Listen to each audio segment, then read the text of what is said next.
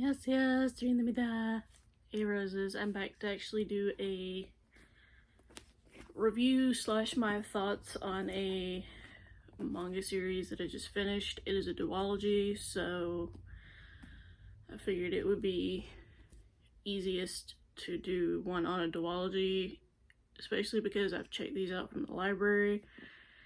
And if I do series reviews, I would prefer to have the entire series to mention it. I know I do have the 5 volumes of the Kane saga, so I may film that next. I don't know. But this one is called Blank Slate. So here's volume 1, here's volume 2.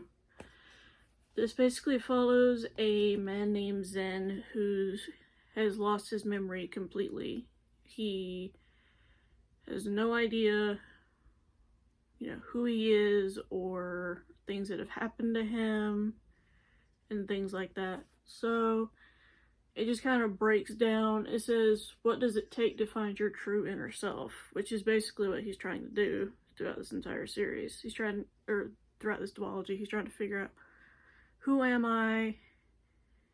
Why do some things trigger a memory for me? And how can I, explore that further without potentially passing out? Because he's actually gotten faint from trying to pursue his own memories.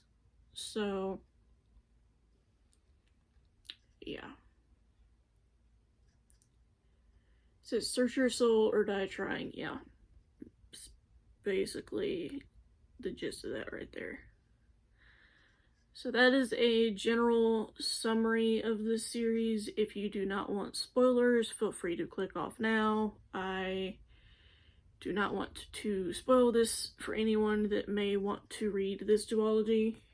It also is a shoujo beat series, so if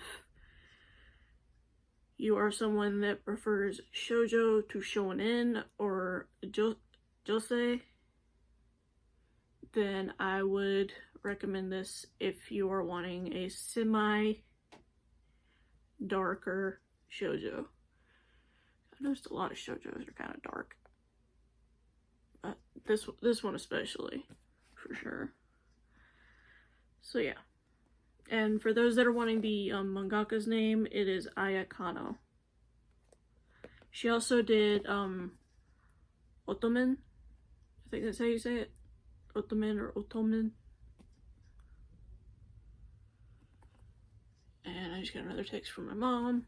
If you watched my last video, you know I had that problem too. Not problem, I love my mom to death.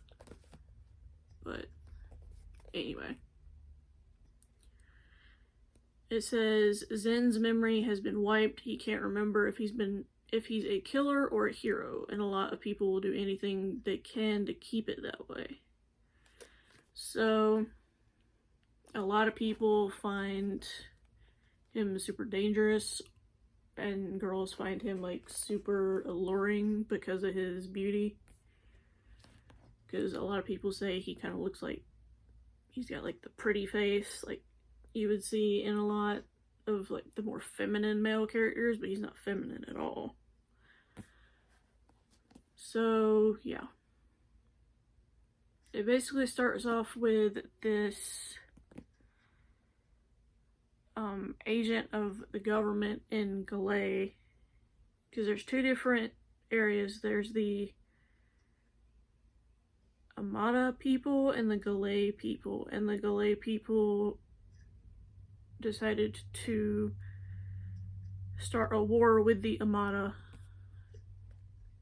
because they wanted to build this really nice high society with a good government and everything, and the Amada were just a village people. They think that they needed that in order to progress, which is not always the case, but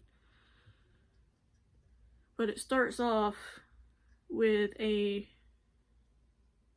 think the word they used was detective, for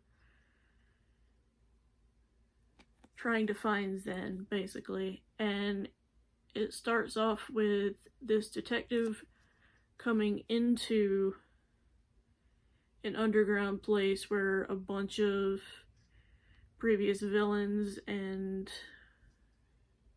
I love you, Mama. Like, typically where villains can hang out without being judged, basically. And the detective finds Zen there. And the way that these criminals basically make their living is because they become prostitutes, because society has no other purpose for them at this point, which is kind of sad to think about. But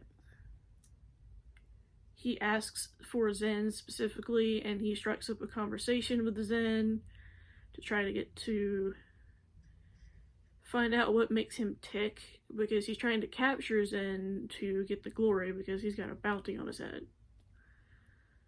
And he finds out that Zen has no ticks, and also realizes that, wait, he just stole my gun and is going to kill a bunch of people to get out of here. And that is essentially what happens. He grabs the detective's gun, kills off anybody that isn't high or just delusional, and with the detective leaves that place. So, and it was considered a safe space for criminals, so the fact that this happened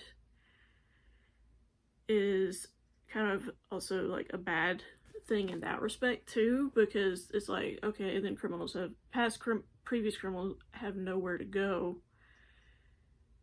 to hide or make money for themselves, because the government is trying to get rid of all the previous criminals, if that makes sense, before the war. Which, this takes place 20 years after that war. Can't remember if I mentioned that, I don't think I did. And the detective that he works with, or that found him, I should say, he is actually engaged to the governor's daughter, Rian. Again, apologies if you're my grandfather. He does that all day and it drives me nuts. The only time I can find relief is when he's asleep or if I'm asleep. Anyway, tangent, and I apologize. Yeah, it says the daughter of General treats him like some sort of guru. Yeah, she actually is blind. She can't see at all. And her bodyguard is actually an Amatan named Maka. And you run into her, well, you run into both of them, I should say, right after Zen has robbed a bank. And he realizes that there are all these military personnel just out to get him. And he realizes, oh crap, I need to find a way out of here that doesn't involve me getting killed. So he comes across the car that has Maka and Rian in it, and he holds Rian hostage and tells Maka to drive to their summer house. And so they get there, but he actually ties up Maka and asks Rian, do you know of any ways to get out of here? Because I've searched the building as soon as we came in. I don't see a way of getting out of here that easily. And she said, there is a secret passage, but it's only used for emergencies. And she shows him where it is because she remembers what room it was in, which makes me wonder, was she born with no sight or did she lose her sight? That was never really explained. So that's a little bit of a mystery right there as to what happened to Rian and why she's blind. Personally, I think that something happened and she became blind, because how would she know the location of where this escape area is? That's just my theory. I could be wrong. She could have just been near there multiple times as a kid when she was blind and they told her not to go near there. Who knows? But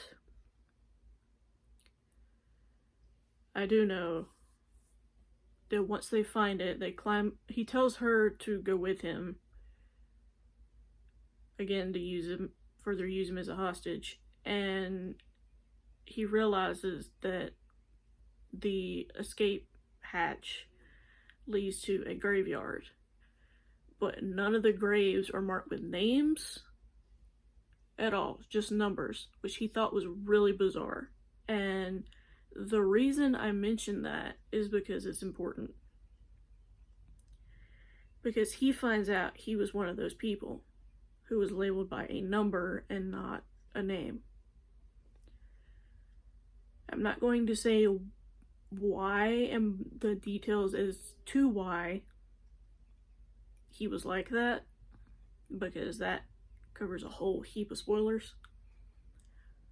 But it is really intense, and when you learn the backstory, it just makes you feel so bad for Zen as a person, because you're like, geez, he had all this happen to him. No wonder when he lost his memory, he kind of went nuts. At least that's how I felt. I could be wrong about some of you guys if you read or have read this duology. But yeah, that's all I'm going to say in terms of the story of this. Like I said, I don't want to go further in detail because then I will have essentially spoiled the whole story for you, and I don't want to do that. But hopefully you guys enjoyed this video. Let me know down below if you have read this series or if you are on the hunt for it, because I would love to know. I do want to actually own this duology at some point, so I may check Mercari and see if they have it, because I'm sure I'd find a better deal over there than Amazon. But like I said, hopefully you guys enjoyed this video. I will talk to you guys soon in another video another time. Bye, roses. 안녕.